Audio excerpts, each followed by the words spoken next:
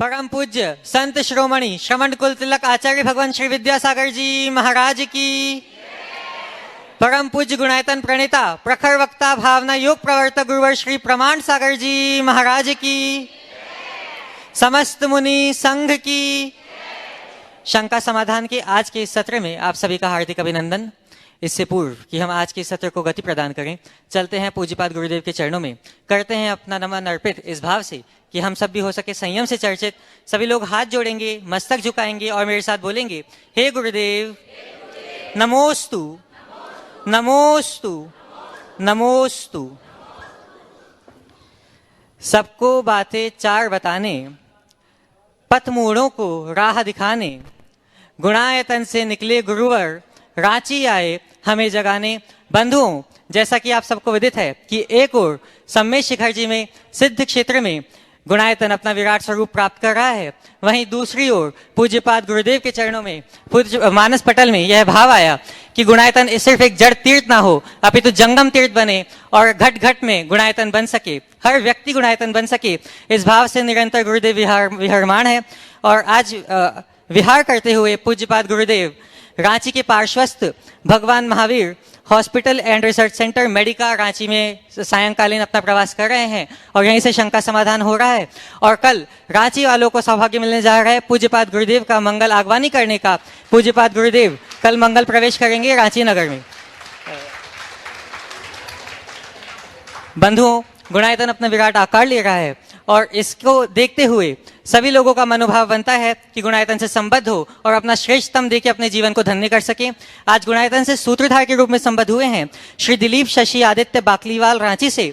मैं उनको आमंत्रित करूंगा, वे आए एवं पूज्यपाद के चरणों में नमोस्तु निवेदित करेंगे। श्री दिलीप शशि आदित्य बाकलीवाल रांची से। और आपके सम्मान के लिए मैं आमंत्रित कर रहा हूं श्रीमान पूरनमल जी सेठी, अरुण जी गंगवाल एवं प्रदीप जी काला, गुणायतन ट्रस्टी।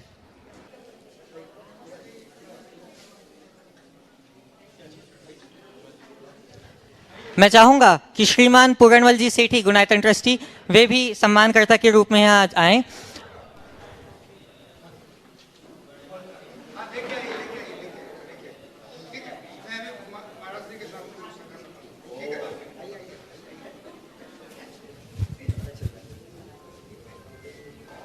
सभी लोग करतल ध्वनियों से इनकी अनुमोदना करें। और सम्मान के इस क्रम के बाद प्रथम प्रश्न के लिए मैं आमंत्रित कर रहा हूं श्रीमती स्मिता पांड्या रांची से। श्रीमती स्मिता पांड्या रांची से अपना प्रश्न प्रस्तुत करेंगे और आपके बाद तैयार रहेंगे श्रीमान आनंद मोहन जी, ब्यूरो चीफ, प्रभात खबर। परम पूजनीय गुरुदेव के चरणों में नमोस्तु नमोस्तु नमोस्तु। हे गुरुवर, जैसा हम जानते हैं कोई किसी का नहीं है जग में, कोई किसी का नहीं है, लेकिन जैन धर्म में एक सूत्र आता है परस्परोग्रहो जीवा नाम। और एक तरफ हम राजा राणा छत्रपति में पढ़ते हैं जन्मे मरे अकेलो चेतन सुख दुख का भोगी। तो इन दोनों बातों में क्या तालमेल है और इनको हम जीवन में कैसे उतार के आगे बढ़ें? देखिए, दोनों का अगर अर्थ हम ठीक तरीके से समझ ले तो सवाल यहीं खत्म हो जाएगा।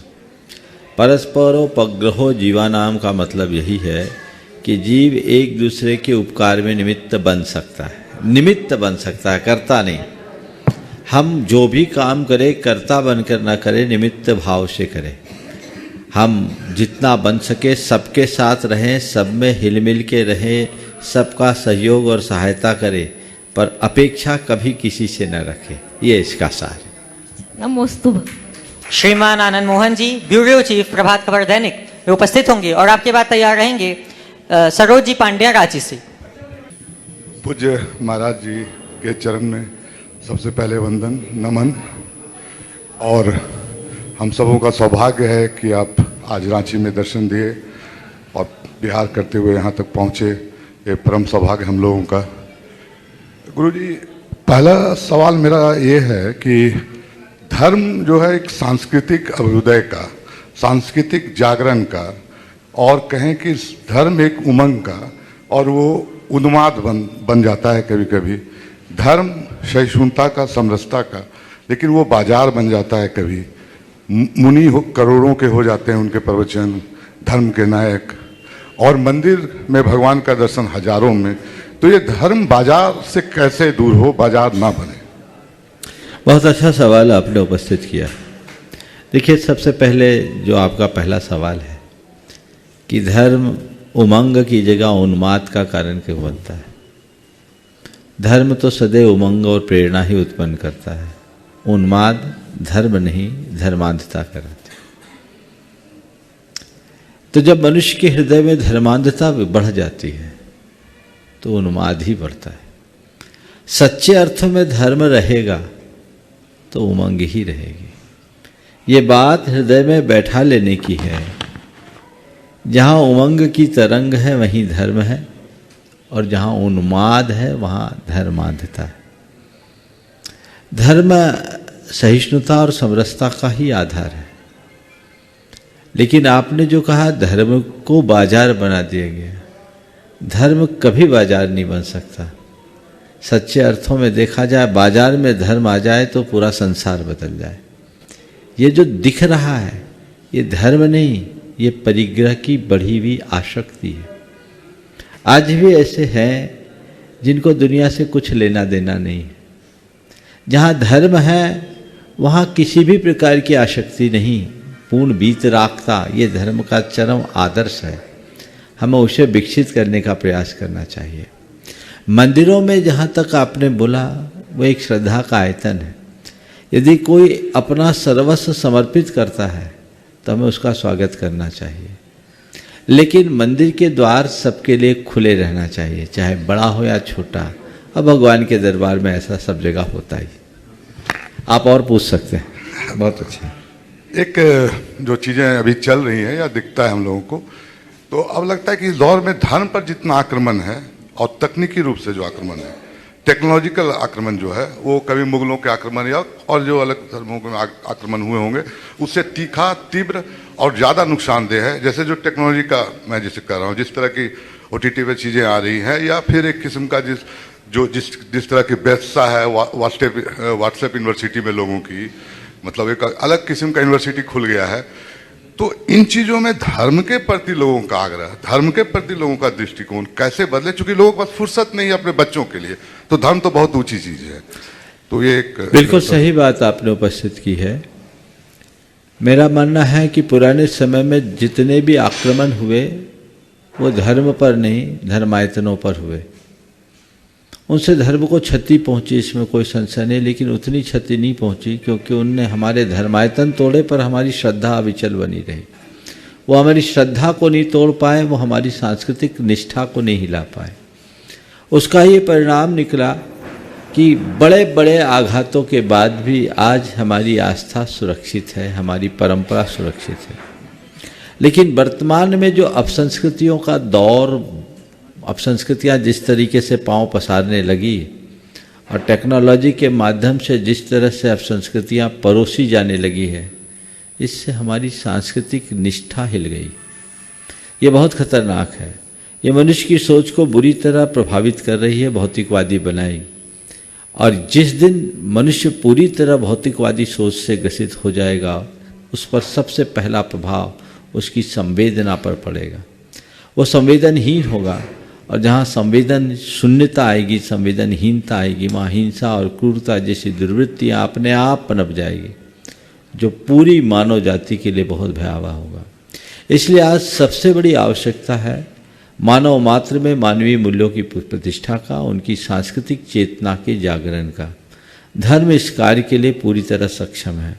यदि धर्म को अपने संप्रदाय के विस्तार का आधार बनाने की जगह हृदय परिवर्तन का माध्यम बना लिया जाए तो ये काम बहुत आसानी से हो सकता है। आप चाहें तो आपको हम टाइम देते हैं, चलने दीजिए फिर। हाँ, एक आखिरी सवाल हाँ। है। एक आखिरी सवाल ये है कि जो धार्मिक जो जिसको कहते हैं कि शिक्षा और धर्म, भारत में दृष्टिकोण रहा कि भाई शिक्षा में धर्म मत लाओ, चूंकि एक सेकुलर स्टेट हैं हम, स्वाभाविक तौर पर हम बहुत धार्मिक चीज़ें नहीं पढ़ा पाएंगे। लेकिन क्या लगता है कि बदलते दौर में बच्चों को शिक्षा का जो पाठ्यक्रम है उनका, उसमें कुछ धर्म की भी चीज़ें और इस तरह की चीज़ें लाई जाए, ये बदलाव होना चाहिए। मैं तो कहता हूँ सबसे ज़्यादा ज़रूरत है धर्म की शिक्षा का। शिक्षा में धर्म नहीं, धर्म की शिक्षा होनी चाहिए। और जब तक मनुष्य को धर्म की शिक्षा नहीं दी जाएगी वो मनुष्य ही नहीं बन पाएगा। मनुष्य मात्र में मनुष्यता की प्रतिष्ठा केवल और केवल धर्म कर सकता है। तो धर्म की शिक्षा बहुत जरूरी है। धर्म का वह रूप नहीं जो हम उपासना में करते हैं। धर्म तो हमें जीवन मूल्यों का पाठ पढ़ाता है। अहिंसा, करुणा, प्रेम, सहिष्णुता, समरसता, परस्परता, प्रेम, बंधुत्व, आत्मीयता जैसे गुणों का विकास धर्म ही तो सिखाता है। तो इसकी शिक्षा तो हमें मिलनी चाहिए। अहिंसा हमारा धर्म है जिसकी जरूरत सारे संसार को है। यदि हम जीवन मूल्यों का पाठ मनुष्य को नहीं पढ़ाएंगे तो मनुष्य मनुष्य नहीं रह पाएगा।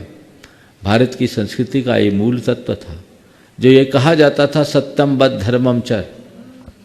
तो सत्यम बद्ध धर्मम चर से हमारे धर्म की जीवन की शिक्षा की शुरुआत होती थी। तो शिक्षा में धर्म की बात मैं नहीं करता, धर्म की शिक्षा की बात जरूर करता हूँ। और जिस दिन भारत में धर्म की शिक्षा हो जाएगी जो पुरातन काल में थी, भारत अपने प्राचीन गौरव को पुनः प्राप्त कर लेगा। आप ज्ञान के महासागर हैं। हमारे 3 तुच्छ सवाल आपने सुने, इसके लिए बहुत आभार। आशीर्वाद। आप चाहोगे तो किसी दिन पूरा सत्र देंगे। उपस्थित होंगी श्रीमती सरोजी पांड्या रांची से और आपके बाद तैयार रहेंगे श्रीमान आशीष जी जैन जिंदल हेड पतरातू। परम पूज्य मुनि श्री प्रमाण सागर जी गुरुदेव के चरणों में नमोस्तु नमोस्तु नमोस्तु। गुरुवर, मेरा प्रश्न जो है उसका हो सकता है आपने सवाल कई बार दिया हो, लेकिन मैं उससे अनभिज्ञ हूँ तो मैं इसका जवाब चाहूँगी। गुरुवर, ये रक्तदान और अंगदान जैन धर्म के अनुसार ये अभय दान में आते हैं या नहीं, और अगर नहीं तो क्यों?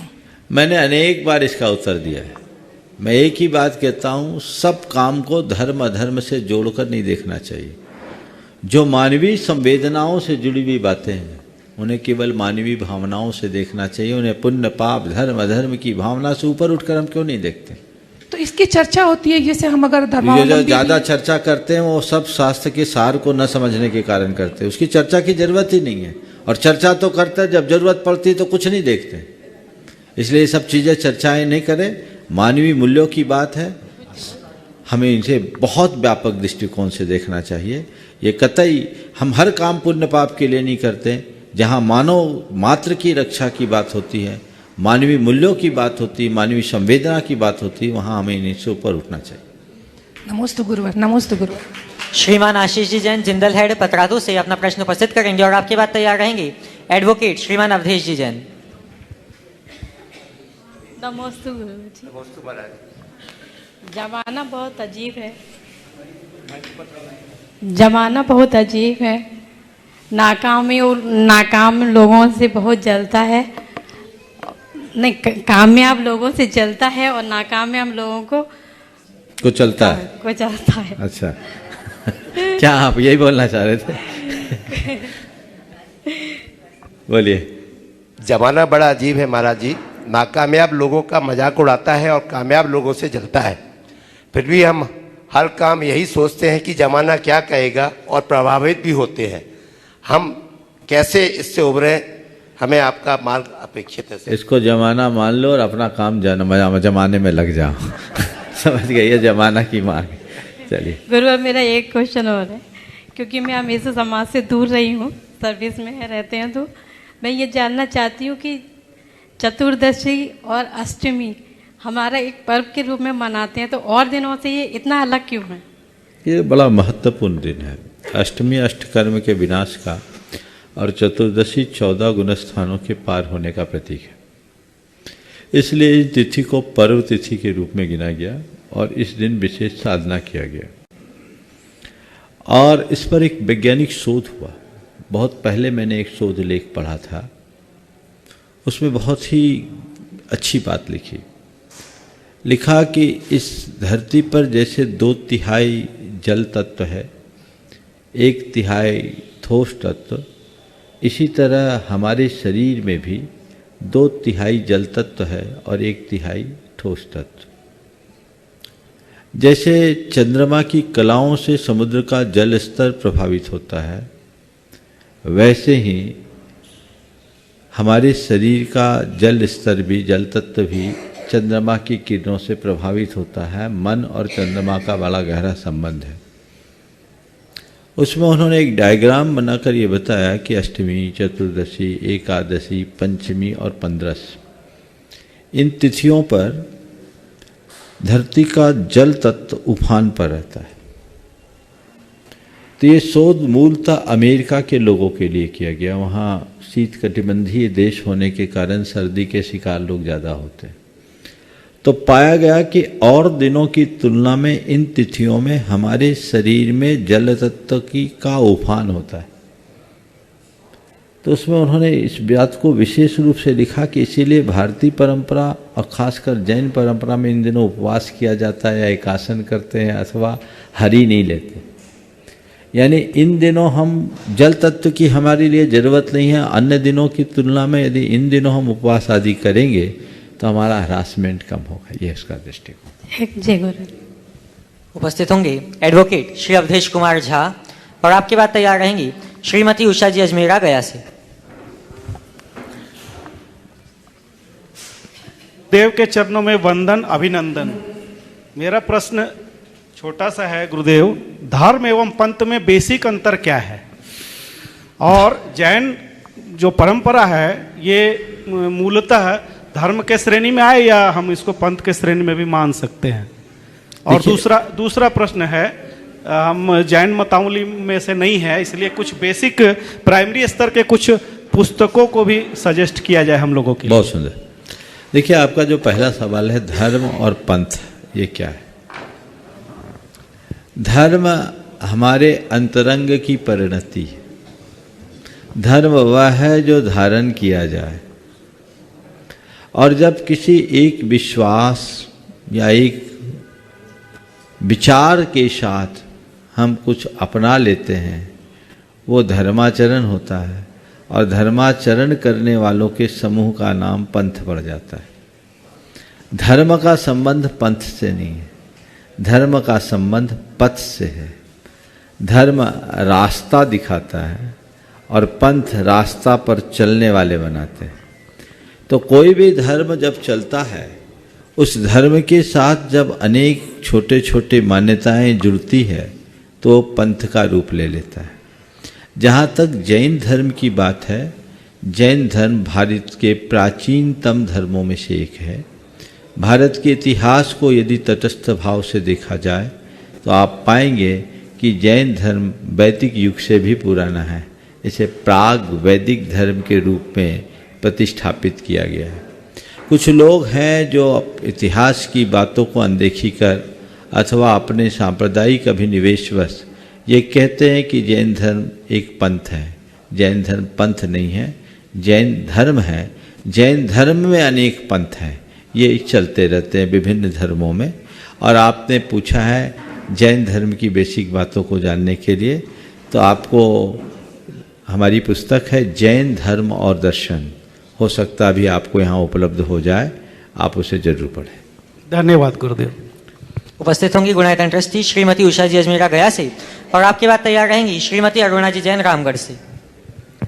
नमोस्तु गुरुवर, नमोस्तु गुरुवर, नमोस्तु गुरुवर। गुरुवर, हम 10 प्राणों से जीते हैं। मन बल, वचन बल, काय बल इसमें हम लोगों के लिए प्रमुख है। लेकिन धार्मिक क्षेत्र में हम अपने धार्मिक मार्ग को प्रशस्त करने के लिए इनका उपयोग किस तरह करें? मन वचन काय सकल लो तो इन्हीं का उपयोग होगा। मन बल, वचन बल और काय बल है क्या? मन वचन काय की परिणति है ना। पूरे उत्साह और उमंग के साथ हम काम करें, ये तीनों सार्थक हो। नमोस्तु गुरु। श्रीमती अरुणा जी जैन। अगला। और बंधुओं, जब तक वहाँ माइक पहुँच रहा है मैं आवाज़ दे रहा हूँ। श्रीमान प्रकाश चंद जी सेठी जो गुणायतन के संरक्षक हैं वो यहाँ उपस्थित हैं। मैं चाहूँगा कि वे आए और पूज्यपाद गुरुदेव के चरणों में अपना नमोस्तु निवेदित करेंगे। नमोस्तु महाराज जी, नमस्ते। पहले उनका है भैया। हाँ बोलो। नमस्ते महाराज जी, नमस्ते महाराज जी। ये पर्सन मेरी बहन गुड़गांव से भेजा है। उन्होंने पूछा है कि जैन धर्म का जैसे बहुत से आदमी कि प्राचीन धर्म को खोजने में अपना करके धर्म लगाना चाहते हैं, जानकारी प्राचीन धर्म की। कोई पूजा पाठ करके अपना धर्म में ज़्यादा मन लगाता है, कोई व्रत उपवास करता है या कोई स्वाध्याय करने में। इन सब में कौन सा मेथड ज़्यादा अच्छा है महाराज जी? देखिए, धर्म कौन प्राचीन है कौन अर्वाचीन है इसको पढ़ने से धर्म थोड़ी होता। महाराज। सवाल ये नहीं है कि कौन प्राचीन और कौन अर्वाचीन है, सवाल तो ये है कि कौन हमारे अपनाने योग्य है, किसके बल पर हम अपने जीवन का पथ आसानी से प्रशस्त कर सकते हैं। तो जो हमारे अनुकूल है हमें उसका आचरण करना चाहिए और अपने जीवन को आगे बढ़ाना चाहिए। नमस्ते महाराज। सवाल करो। श्रीमान प्रकाश चंद जी सेठी, गुणायतन संरक्षक, अपना प्रश्न प्रस्तुत करेंगे और आपके बाद तैयार रहेंगे प्राची जी जैन। आज धर्म के नाम पर बहुत लोगों ने दुकान खोल रखी है। उनको ये समझाया जाए कि धर्म की दुकान नहीं होती है, धर्म का मंदिर होता है। इसका क्या रास्ता है?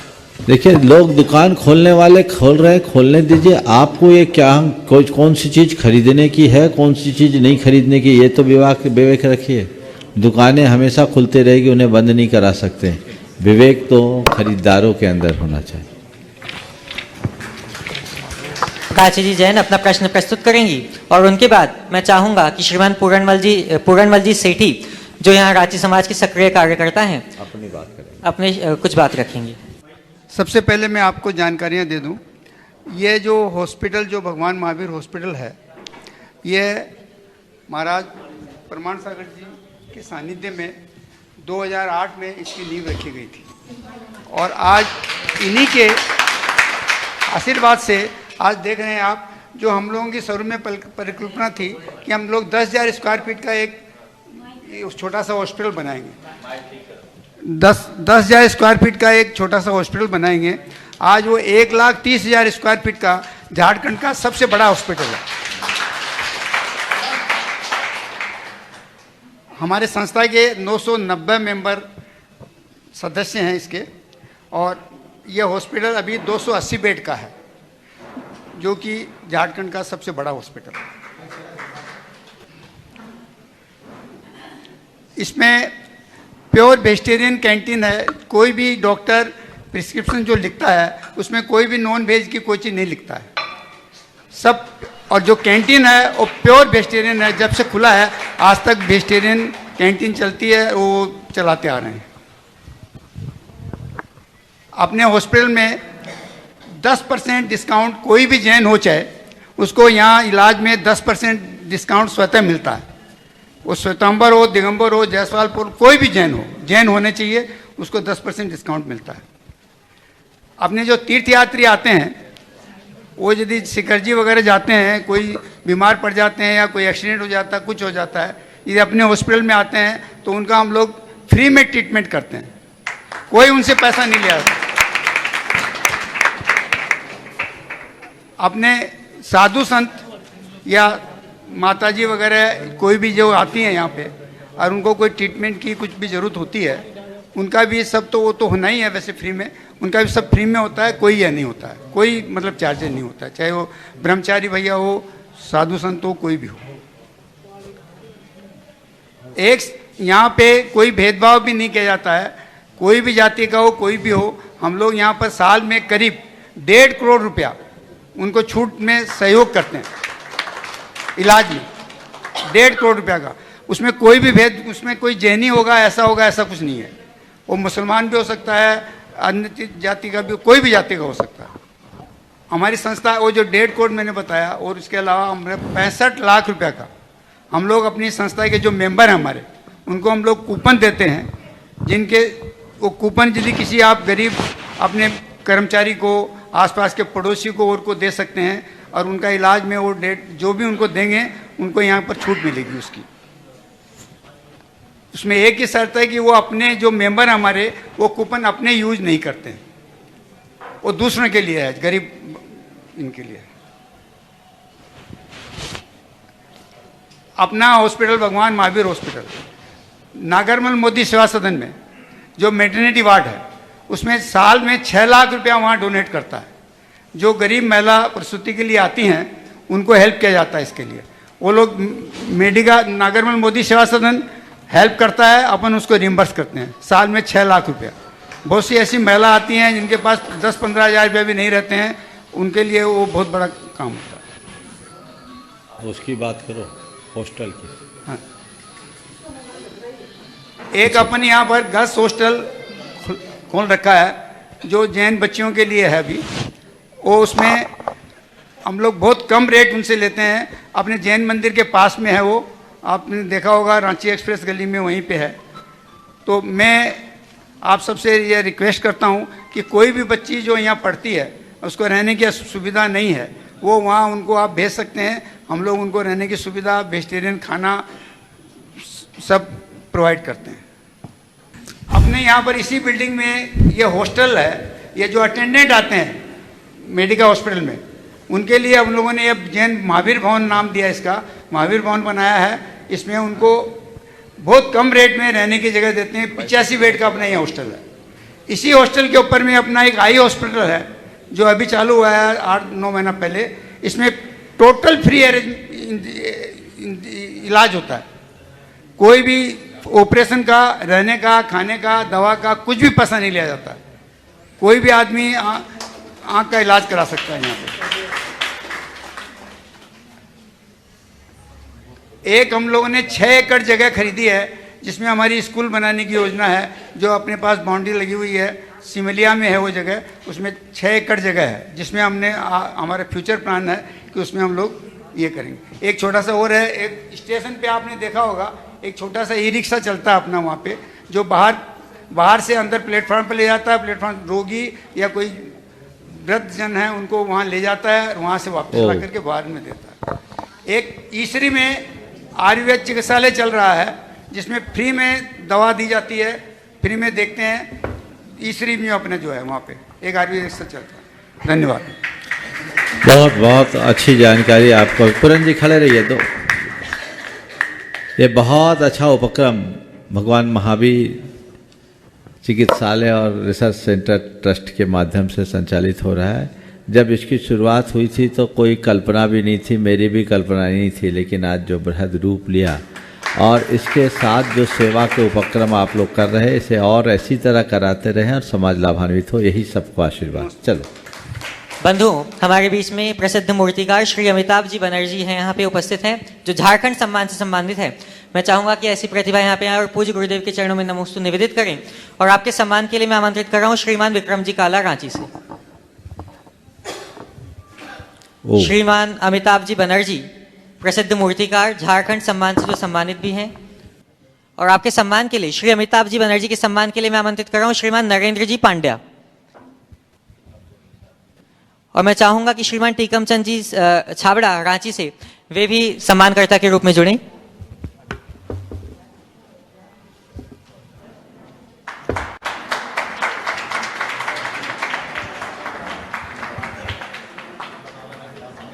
अगले प्रश्न के लिए मैं आमंत्रित कर रहा हूं श्रीमान संदीप सुनीता जी जैन, सिडनी से। श्रीमान संदीप सुनीता जी जैन सिडनी से अपना प्रश्न प्रस्तुत करेंगे और आपके बाद तैयार रहेंगे आदरणीय ब्रह्मचारिणी किरण दीदी जी, विभा दीदी जी। नमोस्तु नमोस्तु नमोस्तु महाराज जी, आपके चरणों में कोटि कोटि वंदन। हमें यहाँ से 7:30 की फ्लाइट थी, तो आते वक्त फिर डिले होके 9 बज गई। तो उसी प्राप्त में आपके दर्शन करने के उपलब्ध हुए, उसके कोटि धन्यवाद। मेरा प्रश्न ये है कि माता पिता की सेवा बड़ी है या अपने समय शिखर जी की दर्शन, तो उस चीज़ का अगर ज़रूरत है कि माता पिता के सेवा करना अभी हमारी ज़रूरत है, तो उसे भी सम्मेद शिखर की वंदना मान लो। लेकिन लगता है कि माता पिता अगर समर्थ हैं तो हम सम्मेद शिखर की दर्शन करें और माता पिता को भी वंदना करा दे, दोहरी सेवा हो। कोटि कोटि वंदन। महाराज जी, मेरा भी एक प्रश्न था। नमोस्तु नमोस्तु नमोस्तु महाराज जी। मेरा क्वेश्चन ये था कि हम अभी समय शिखर जी से यात्रा करके आ रहे हैं, तो श्वेतांबर दिगंबर चलने में लिखा था कि उधर श्वेतांबर का मंदिर है। ऐसे तो पंथ अलग हो गए, पर भगवान में मतलब ऐसे अलग अलग क्यों हुआ? मतलब अलग अलग हैं, इसलिए अलग अलग हैं। ये तो जैसे एक पेड़ होता है तो उसकी कई ब्रांचेज होती है, ऐसी ब्रांचेज बनती है, बदलती रहती है। ठीक है ना? चलिए नमोस्तु नमोस्तु नमोस्तु। अपना प्रश्न प्रस्तुत करेंगी आदरणीय ब्रह्मचारिणी किरण दीदी, विभा दीदी। और आपके बाद तैयार रहेंगे श्रीमान टीकमचंद जी, तारा देवी छाबड़ा, रांची से, गुणायतन ट्रस्टी। कोटिशय नमन। इच्छावी महाराज जी, कल मैं गुणायतन में गुणायतन के विस्तार विराट रूप को देख करके मुझे ऐसा लगा कि ये सब क्या है और इतना विस्तार कैसे हो गया। और दूसरी बात एक चीज़ और देखी अनुभव की कि वहाँ का पूरा स्टाफ इतना प्रसन्न है कि किसी तरह की भी कोई शिकायत नहीं। वो कहते हैं कि इतना प्रसन्न रखते हैं पूरा मैनेजमेंट, और मैनेजमेंट मतलब सामने विराजे हैं। तो महाराज जी ये सारी चीज़ें कैसे हो गई, इतना बड़ा विराट रूप। वो 83-82 का भी याद आता है, गुरुदेव को इसलिए आके चातुर्मास करना पड़ा था। इस बारे में सुनना चाहते हैं। मुझे ज़्यादा नहीं पता, मुझे तो यही मालूम है कि जब कोई बीज बोया जाता है तो बहुत छोटा होता है, बीज अंकुरित होता है और एक बार बढ़ता है तो बट का वृक्ष बन जाता है और फिर बढ़ता ही बढ़ता जाता है। सही समय पर सही जगह पर सही बीज का वपन करने पर वो विशाल वृक्ष होता है और उसे अगर खाद पानी मिलता रहे तो उसकी वृद्धि को कोई रोक नहीं सकता। मैंने कुछ नहीं किया, केवल एक बीज बोया और गुरुदेव के आशीर्वाद का सिंचन उसे यहाँ तक पहुँचा दिया। उपस्थित होंगे श्रीमान टीकम चंद जी, तारा देवी जी छावड़ा, रांची से गुणायतन ट्रस्टी, और आपकी बात तैयार रहेंगी श्रीमती सरोज जी गंगवाल। महाराज जी के चरणों में त्रिबार नमोस्तु नमोस्तु नमोस्तु। महाराज श्री, पहले तो आपका आशीर्वाद चाहिए। 2 तारीख को 40 यात्रियों को लेकर के और मैं उत्तर प्रदेश की यात्रा में जा रहा हूँ और निर्विघ्न यात्रा समाप्त हो, इसलिए आपका आशीर्वाद चाहिए। दूसरी बात, इसके अंदर में जो बीच बीच में कभी कभी कोई सुवासूतक वाला चक्कर हो जाता है तो उससे कैसे? सब यात्रियों को यात्रा के पूर्व संकल्पित करा दो कि जब तक मेरी यात्रा पूरी नहीं होगी हम नहीं आएंगे, सुवासूतक खत्म हो जाएगा। श्रीमती सरोज जी गंगवाल अपना प्रश्न प्रस्तुत करेंगी और आपके बाद तैयार रहेंगी श्रीमती विनीता जी सेठी, साधना जी बढ़ अपने संयुक्त प्रश्न के लिए। महाराज जी के चरणों में नमोस्तु नमोस्तु नमोस्तु। महाराज जी, जैसे भिखारी भीख मांगने आता है तो हम लोग उसको खाना देते हैं, कोई चीज़ देते हैं तो नहीं लेता है, पैसा मांगता है, तो देना चाहिए कि नहीं देना चाहिए? समझ लो प्रोफेशनल भिखारी है। कल ही मैंने बोला था जो भिखारी हो भिक्षा का पात्र है, लेकिन जो प्रोफेशनल भिखारी हैं उनको देने से कोई मतलब नहीं, उन्हें तो थोड़ा जगाना चाहिए। उपस्थित होंगी श्रीमती विनीता जी सेठी, साधना जी बढ़ रांची से, और आपके बाद तैयार रहेंगी श्रीमती चंद्रकला जी पाटनी, रांची से। नमोस्तु महाराज जी, नमोस्तु महाराज जी, नमोस्तु महाराज जी। महाराज जी, कर्म और भाग्य से ज़्यादा ग्रहों और वास्तु को महत्व देना कहाँ तक उचित है? ये पत्थरों की अंगूठियाँ पहनना, नवग्रह की पूजा करना, यहाँ तक कि जिस घर में पूर्वज लोग रहते आए हैं वहाँ पे तोड़फोड़ कराना, मंदिरों में तोड़फोड़ कराना, ये कहाँ तक उचित है? महाराज जी मार्गदर्शन करें। हम लोग बहुत वास्तु में चले गए हैं। ये सब वास्तविकता को भूल गए इसलिए वास्तु में चले गए। वस्तु स्वरूप को जानोगे तो इन चक्करों में बिल्कुल नहीं पड़ोगे। तो हमें वस्तु स्वरूप को जानना चाहिए। देखिए, वास्तु कुछ नहीं है ये कहना गलत है, पर वास्तु सब कुछ है यह मानना भी भ्रम है। हमें इन चीज़ों को उतना ही मानना चाहिए जितना जरूरी है। और इस तरह ग्रह नक्षत्रों पर रत्नों का कोई प्रभाव नहीं पड़ता, ये कथन भी बिल्कुल सही नहीं है। लेकिन केवल रत्न पहन लेने से ग्रह नक्षत्र उतर जाएंगे, ये धारणा भी भ्रामक है। इस भ्रांति का निवारण होना चाहिए। और आजकल तो मार्केटिंग का युग है, हर ज्वेलर के साथ कोई बाबा जुड़ा हुआ है और हर दिन आपको अखबारों में और अन्य समाचार माध्यमों में आज ये मुहूर्त है, आज वो मुहूर्त, ये चलता रहता है। तो ये सब समय के अनुरूप बदलेगा। उपस्थित होंगी श्रीमती चंद्रकला जी पाटनी, रांची से, और आपकी बात आपका भी है, पूछ लो। नमोस्तु नमोस्तु नमोस्तु महाराज श्री। महाराज श्री, एक आम श्रावक की तरह मैं छोटा सा क्वेश्चन पूछना चाहती हूँ कि क्रोध मान माया लोभ में मैं सोचती हूँ कि क्रोध और लोभ पे फिर भी थोड़ा कंट्रोल है, लेकिन मान और माया इतनी महीन लकीर है, ये पल में आती और पल में जाती, इसको कैसे संभाला जाए? बस कसाय मात्र के प्रति जागृत हो जाओ, सब समझ आए। हम लोग क्या करते हैं, क्रोध और लोभ को ही कसाय मान लेते हैं। मान को तो मान पत्र पाके फूलते हैं, उसको कसाय नहीं मानते। ये जब तक आत्मज्ञान नहीं होगा तब तक कसाय विजय नहीं होगी। ज्ञान से कसाय को हम शांत कर सकते हैं। लेकिन महाराज श्री तुरंत में आता है, मान कशा है। अभ्यास करोगे तो ठीक होगा। हमें सहज रहना और सरल बनना है, ये सोच अपने अंदर विकसित करें, ठीक होगा। नमोस्तु महाराज। श्रीमती चंद्रकला जी पाटनी अपना प्रश्न प्रस्तुत करेंगी और आपकी बात तैयार रहेंगी नेहा जी जैन रांची से। मेरी तरफ से जगत के सब जीवों की तरफ से मुनिराज के चरणों में नमोस्तु, छुल्लक जी महाराज के चरणों में इच्छा में। महाराज श्री सुधार करने की, स्वीकार करने की हिम्मत और सुधार करने की नियत हो तो दुनिया में हर जीव कुछ भी कर सकता है, लेकिन क्रोध मान माया लोभ के कारण ये हिम्मत भी नहीं आती और अच्छी नियत भी नहीं बनती, तो ये किस प्रकार से आ सकती है? सुधार करने की हिम्मत और स्वीकार करने की नियत नहीं बनती। किस कारण से नहीं बनती?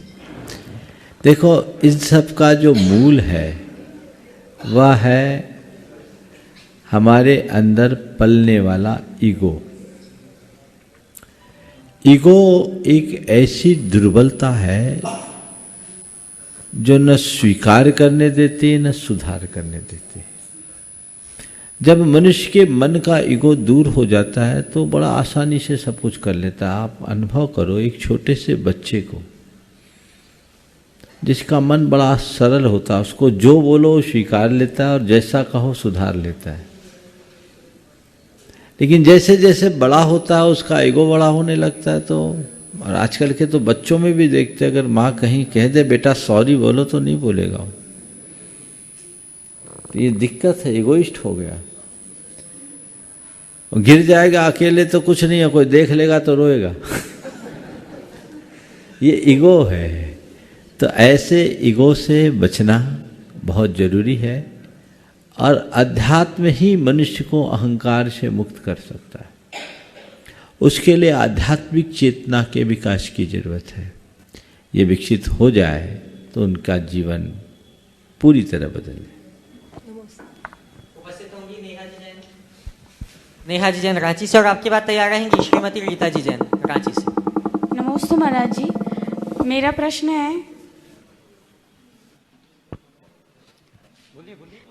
है शांति धारा से लेकर कि हम जो सुबह शांति धारा कराते हैं विशेष किसी दिन में, जैसे बर्थडे एनिवर्सरी पे अपने नाम पर करवाते हैं, तो उसका कोई विशेष महत्व होता है। और जब आप नाम लेते हैं हमारा तो हमें बहुत अलग अनुभूति होती है, लेकिन जब अगर कोई जो शांति धारा बोल रहा है, जैसे आप नाम ले रहे हो और हमारा नाम अगर आप गलत पढ़ लेते हो तो उससे हमें प्रभाव कम मिलता है क्या? देखो, सबसे पहले बात तो यह है कि विशेष दिनों में शांति धारा कराना यानी हमारा विशेष उत्साह प्रकट होना। उसके निमित्त से आपका दान भी होता है और भावनाएं जुड़ती है, तो उसका लाभ तो होता ही है। एक अगर देखा जाए तो जो लोग ये लाभ लेते हैं ना, उनसे पूछो, उनके बीच सर्वे करो तो तथ्य इसके सामने आएंगे। खासकर बीमारियों के समय में, मैं इस बात को इस तरह से प्रस्तुत तो नहीं करना चाहता, लेकिन आप लोगों को कहता हूँ कि पुराना रिकॉर्ड निकलवा करके देखो और कितने लोगों ने अगर बीमारियों के दौर में शांति धारा कराई है, उसके बाद उनका क्या परिणाम निकला है, रिकॉर्ड तो सब मिलेगा।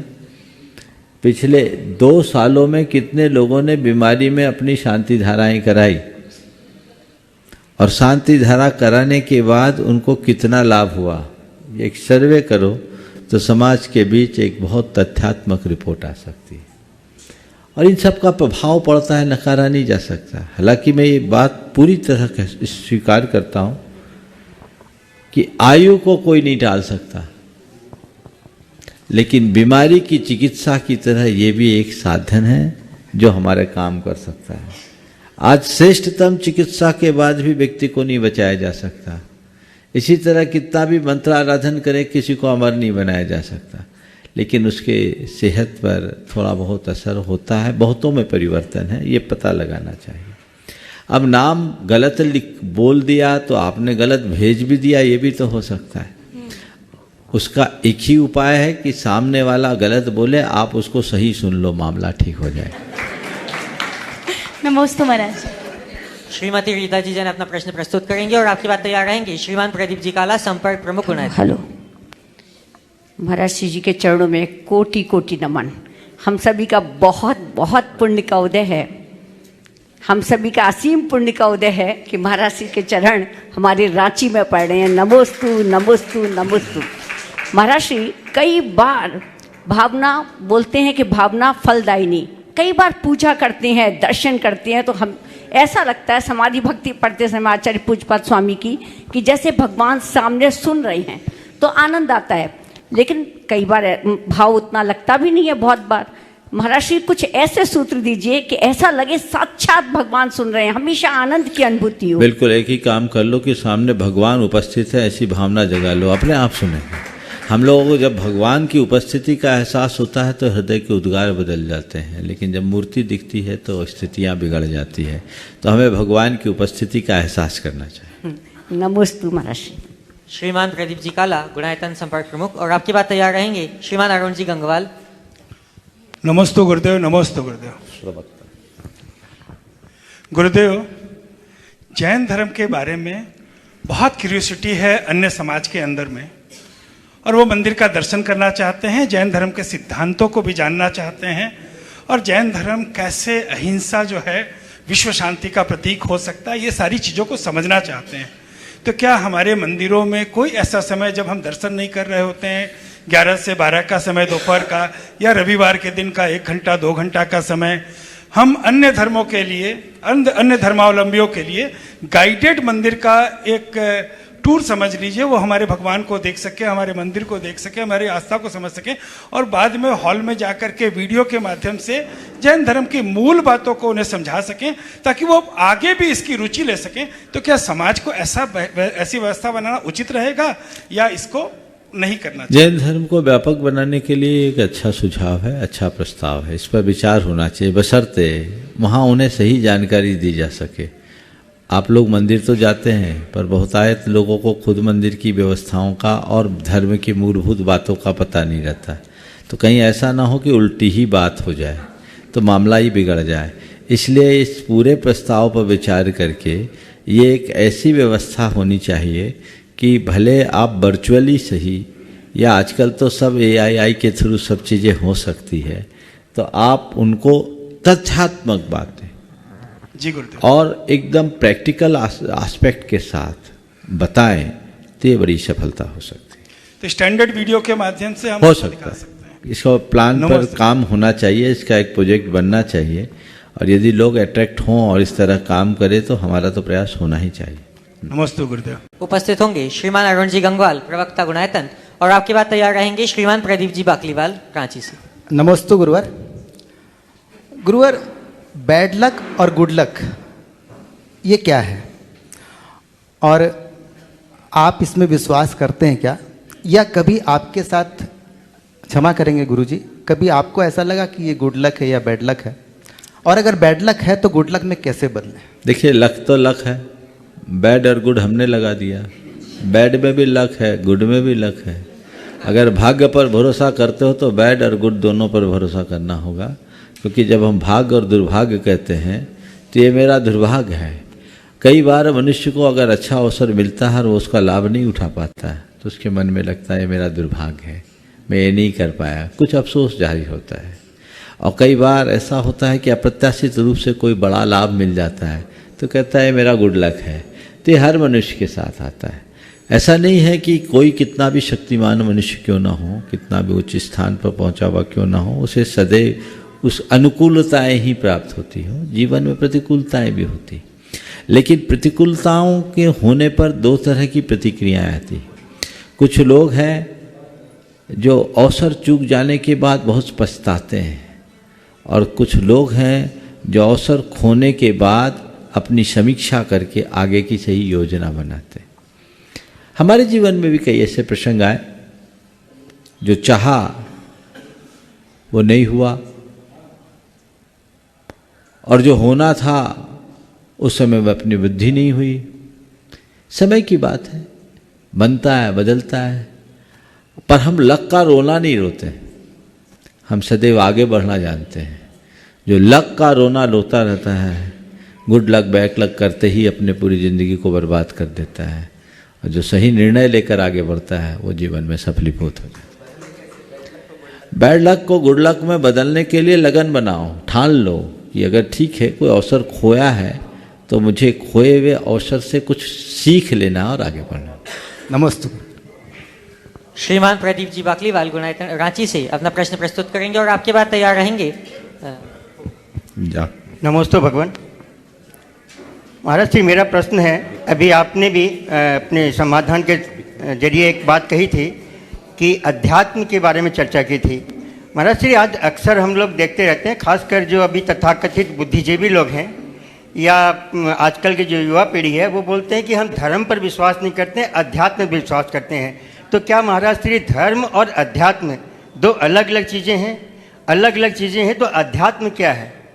लोग इस तरह की चर्चा करते हैं। रिचुअल और स्पिरिचुअल में जो अंतर है वही तथाकथित धर्म और अध्यात्म का अंतर है। दरअसल हमने धर्म को केवल उपासना से जोड़ दिया, इसलिए लोगों ने अध्यात्म को उससे अलग कर दिया। पर धर्म कोरी उपासना नहीं है। धर्म हमारे समग्र जीवन के रूपांतरण का आधार है। उसमें उपासना भी है, लेकिन उपासना कोरी उपासना हो तो उसका कोई अर्थ नहीं। सच्ची उपासना वही है जो हमारी वासना को शांत करते हैं। उपासना का उद्देश्य आध्यात्मिक जागरण हो तो जीवन बदल जाए। अगर व्यक्ति आध्यात्मिकता के साथ जुड़कर यानी अपने अंतस्करण की शुद्धि का भाव रखकर भगवान की पूजा कर रहा है ना, तो ये भी अध्यात्म है। अध्यात्म का अर्थ केवल ये नहीं कि कहीं एक जगह बैठकर अंतर्मुख हो जाए। अध्यात्म का अर्थ ये है कि हम कोई भी काम करें तो आत्मा की शुद्धि का ध्यान रख करके करें। इसलिए जो आज की पीढ़ी कहती है कि हम अध्यात्म की तरफ ध्यान देते हैं, तो उनके लिए हमें स्वागत करना चाहिए, पर वो शुष्क अध्यात्म न हो, सरस अध्यात्म हो, वो अंतस्पर्शी अध्यात्म हो, वो रिचुअल की उपेक्षा न करे। करेगा क्या? दुनिया की जो प्रवृत्तियां हैं उसके साथ अपने आप को कहीं ना कहीं मोड़ना होगा, और मोड़ने के लिए हमें कुछ न कुछ रिचुअल्स को भी अपनाना पड़ेगा। जो लोग क्रियारूढ़ होते हैं वे कुछ नहीं कर पाते, लेकिन जो आत्म जागरूकता के साथ जीते हैं वो सब कुछ करते हैं। मतलब धर्म के साथ अध्यात्म भी उतना ही जरूरी है। अध्यात्म धर्म का अंग है, बिना अध्यात्म के धर्म अधूरा है। ये आज सब सुयोग है रांची वालों का। रांची वालों ने भी नहीं सोचा होगा कि इतनी जल्दी महाराज का आना हो जाएगा, लेकिन ये योग बना है। कल प्रातः काल वहाँ प्रवेश हो जाएगा। ये आज उसके द्वार पर है। ये भगवान महावीर मेडिका हॉस्पिटल में है। हम यहाँ प्रार्थना करेंगे जगत के सभी प्राणी स्वस्थ हों। परम पूज्य गुरुदेव का स्वास्थ्य शीघ्र पूरी तरह ठीक हो। अभी उनका स्वास्थ्य स्थिर है। हम भावना भाएं कि वह पुनः पूर्व की तरह स्वस्थ होकर हम सबको अपना आशीर्वाद प्रदान कर सके। इस भाव से हम जाप करेंगे। आप सब दोहराएंगे। ओम ह्रीम अर्हं श्री पार्श्वनाथ जिनेन्द्राय नमो नमः।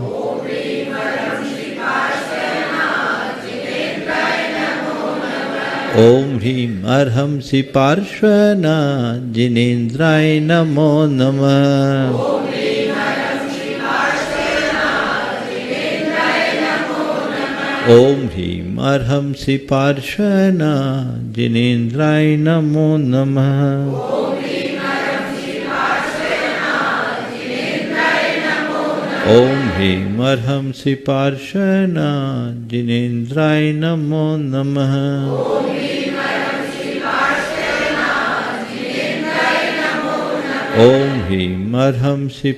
नमः।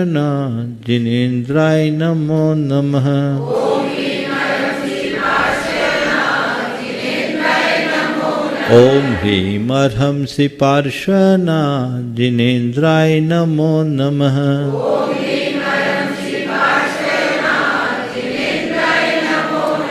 ओम ह्रीम अर्हं श्री पार्श्वनाथ जिनेन्द्राय नमो नमः। ओम ह्रीम अर्हं श्री पार्श्वनाथ जिनेन्द्राय नमो नमः। ओम ह्रीं अर्हंसि पार्श्वना जिनेन्द्राय नमो नमः। ओम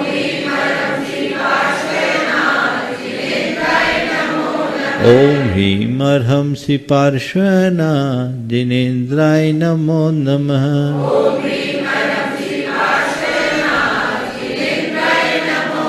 ओम ह्रीं अर्हंसि पार्श्वना जिनेन्द्राय नमो नमः। ओम ह्रीं अर्हंसि पार्श्वना जिनेन्द्राय नमो नमः। ओम ह्रीं अर्हंसि पार्श्वना जिनेन्द्राय नमो नमः।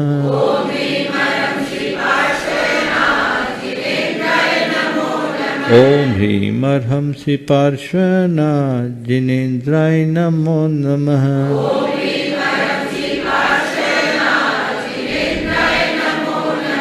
ओम ह्रीं अर्हंसि पार्श्वना जिनेन्द्राय नमो नमः।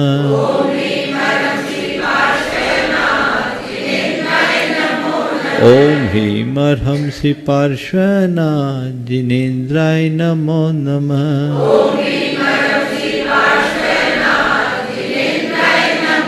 ओम ह्रीं अर्हंसि पार्श्वना जिनेन्द्राय नमो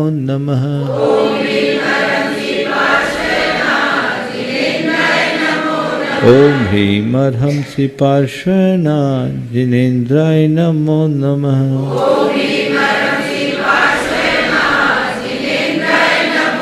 ओम ह्रीं अर्हंसि पार्श्वना जिनेन्द्राय नमो नमः।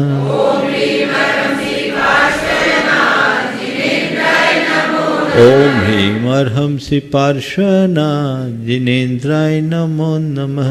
ओम ह्रीं अर्हंसि पार्श्वना जिनेन्द्राय नमो नमः।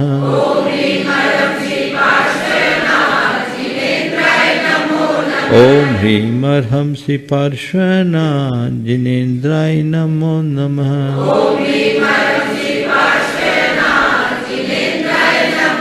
ओम ह्रीं अर्हंसि पार्श्वना जिनेन्द्राय नमो नमः।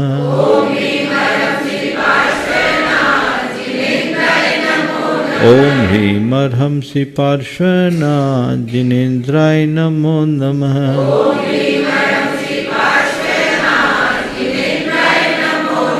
ओम ह्रीं अर्हंसि पार्श्वना जिनेन्द्राय नमो नमः।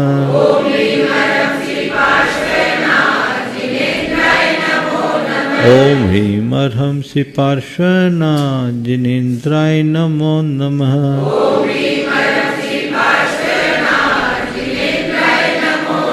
ओम ह्रीं अर्हंसि पार्श्वना जिनेन्द्राय नमो नमः। ओम ह्रीं अर्हंसि पार्श्वना जिनेन्द्राय नमो नमः।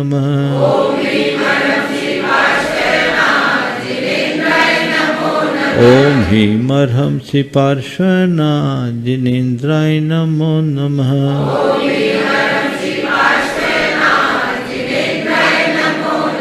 ओम ह्रीं अर्हंसि पार्श्वना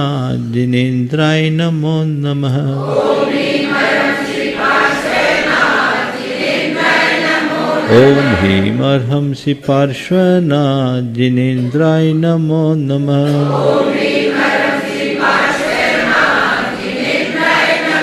ओम ह्रीं अर्हंसि पार्श्वना जिनेन्द्राय नमो नमः।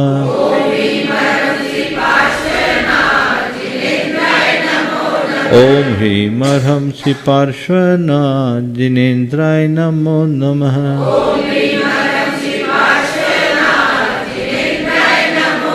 ओम ह्रीं अर्हंसि पार्श्वना जिनेन्द्राय नमो नमः।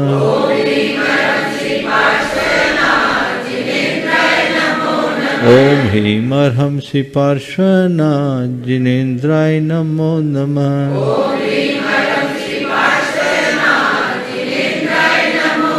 ओम ह्रीं अर्हंसि पार्श्वना जिनेन्द्राय नमो नमः। ओम ह्रीं अर्हंसि पार्श्वना जिनेन्द्राय नमो नमः। ओम ह्रीं अर्हं श्री पार्श्वना जिनेन्द्राय नमो नमः।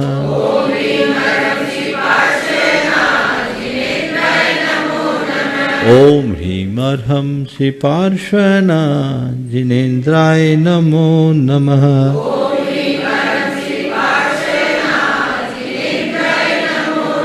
जय बोलो चिंतामणि श्री पार्श्वनाथ भगवान की।